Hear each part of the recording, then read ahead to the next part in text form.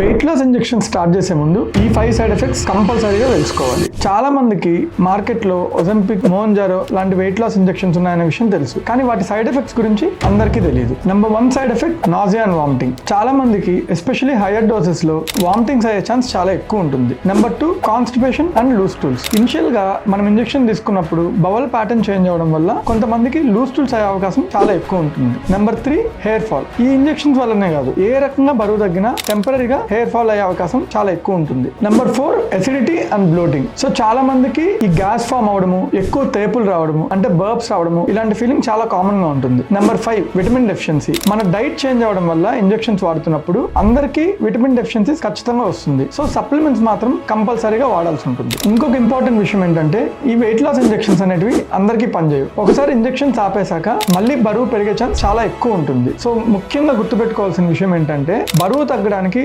అన్నిటికంటే important thing life style changes. ఈ weight loss injections అనేటివి లైఫ్ స్టైల్ చేంజ్ చేసుకోవడానికి ఒక టూల్ మాత్రమే.